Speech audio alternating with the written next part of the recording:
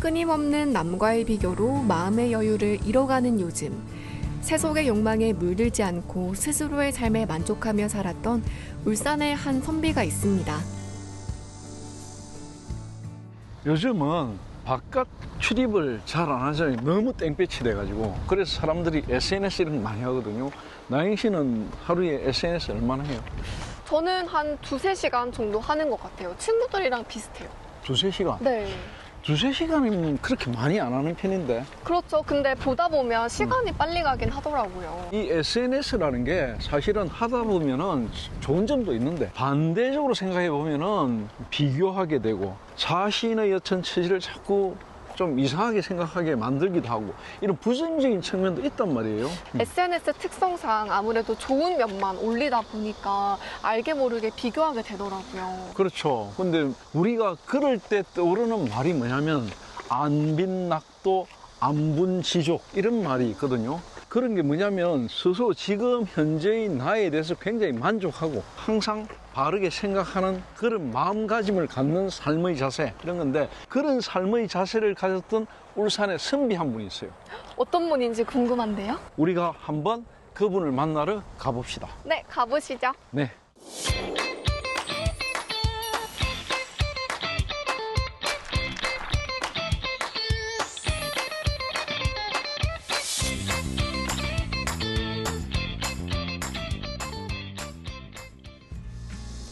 울산의 가장 북쪽에 있는 이 마을은 예부터 수려한 물길과 산세가 어우러져 사람 살기 좋은 터전이었는데요. 어떤 역사가 잠들어 있을까요?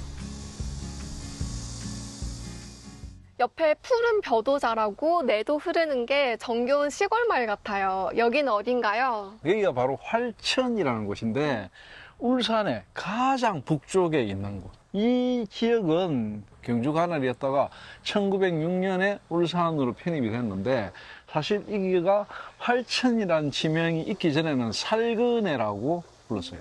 이 살근해라는 말은 사실은 이 활이라는 게 사실 물이라는 뜻이에요. 물가. 근해라는 건 건너편 동네라는 뜻이거든요.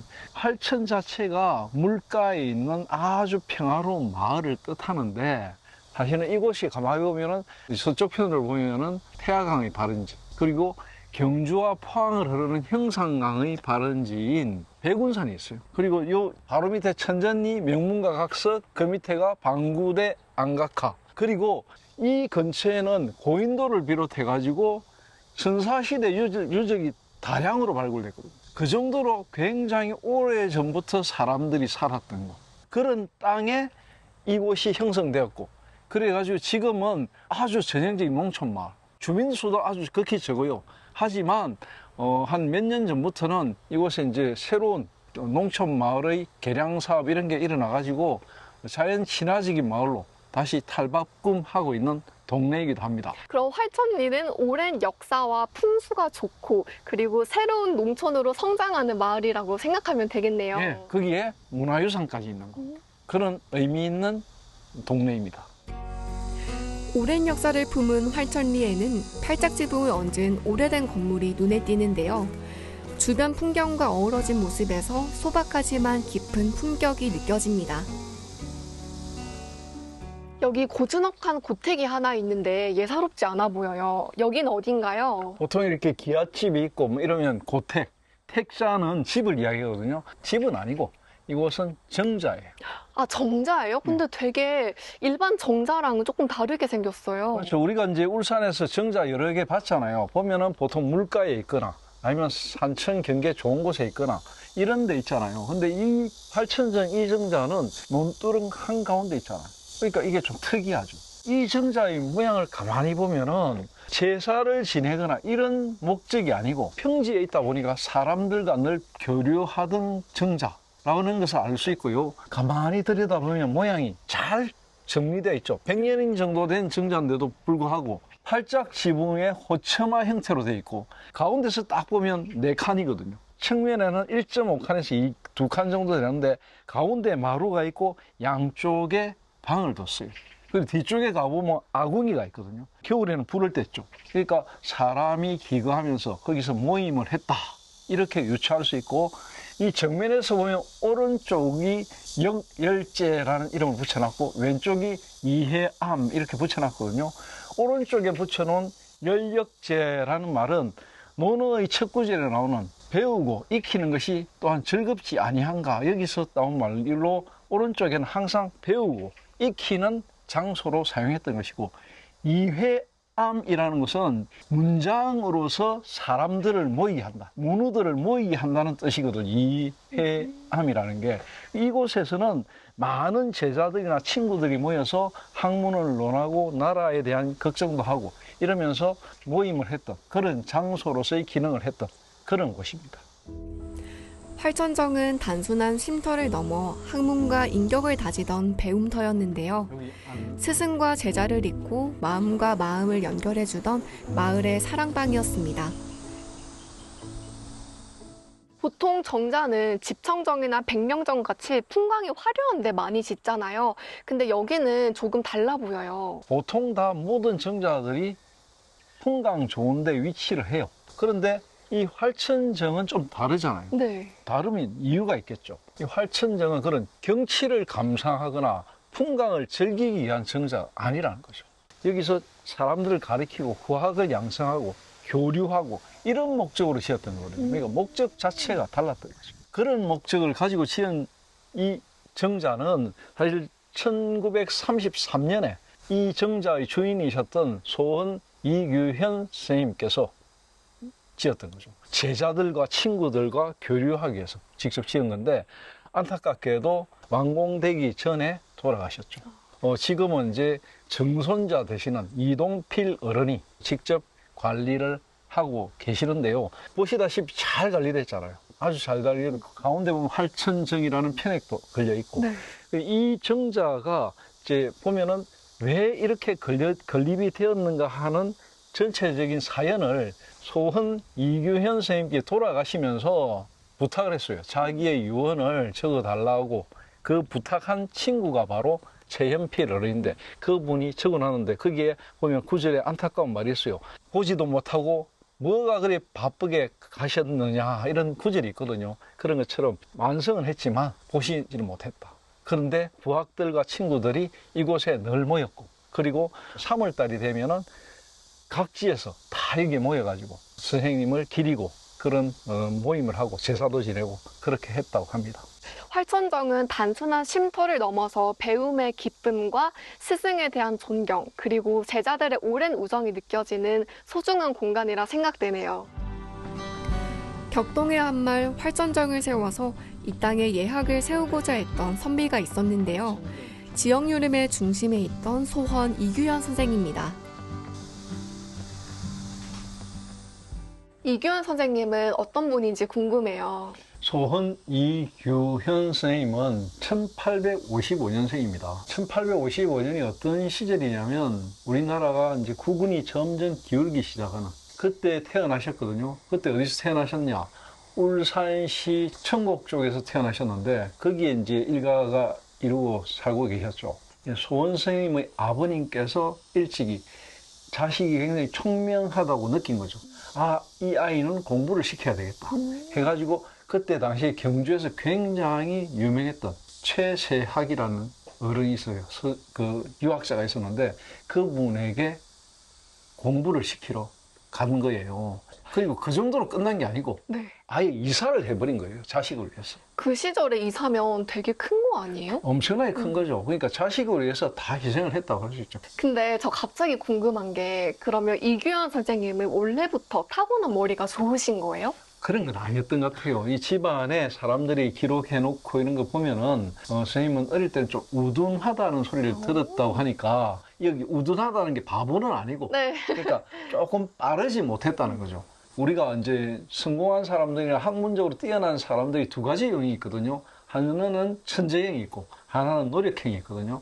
선생님은 좀 노력형에 가까웠다.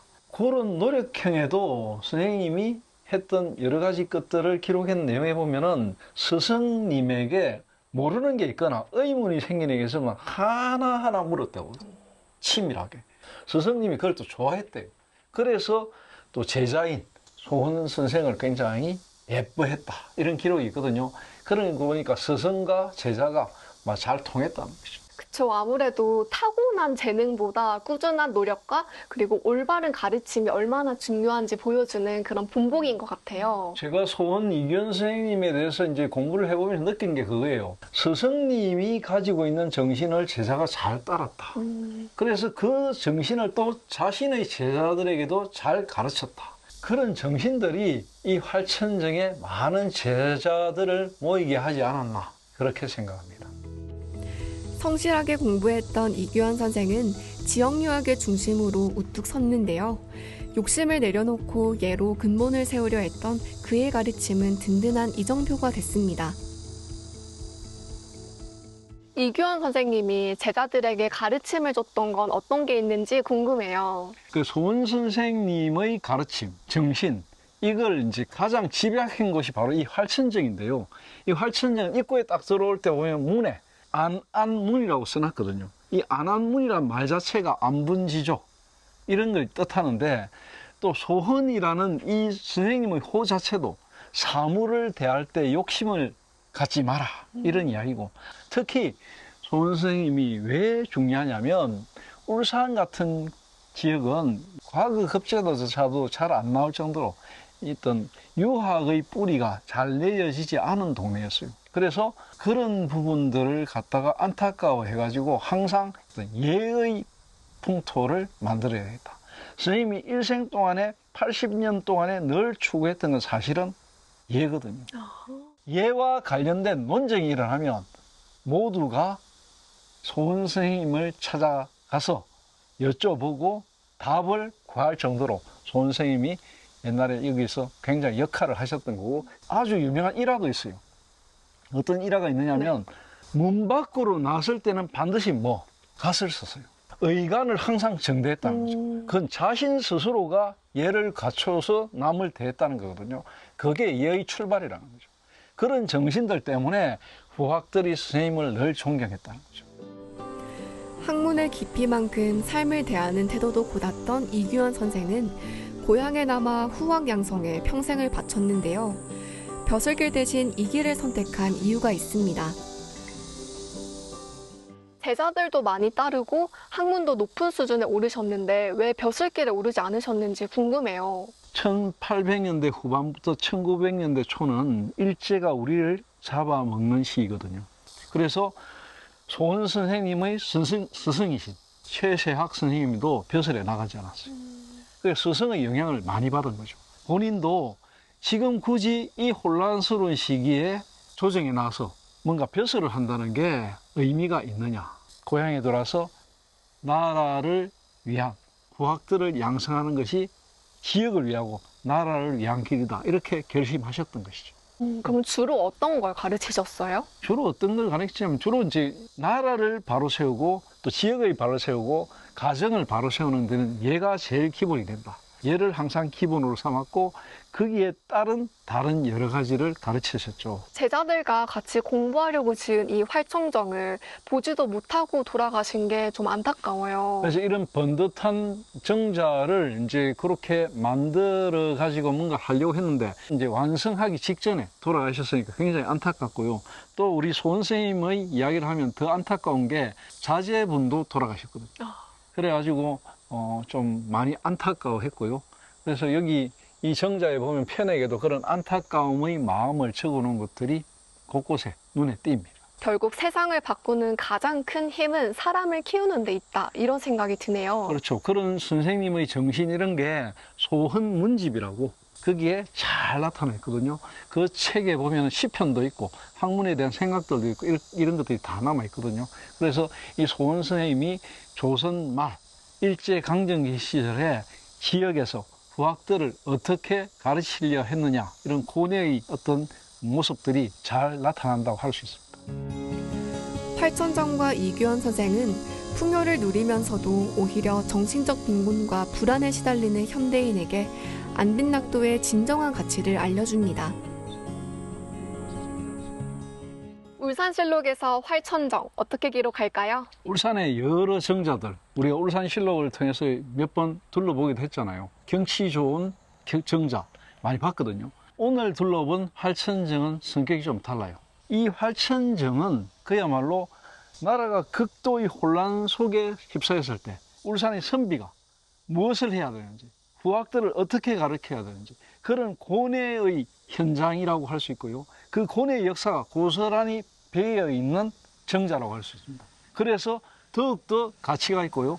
우리가 잘 보존하고 후손들에게 잘 물려줘야 할 그런 문화유산이라고 생각합니다. 네, 이규환 선생은 어떠한 권력이나 권위보다 사람의 마음을 바로 세우는 일이 더 큰 가치라 생각하셨는데요. 그 가르침은 지금도 우리에게 깊은 울림을 전하고 있습니다. 그렇습니다. 이규현 선생의 안민낙도 삶을 전하는 활천정입니다.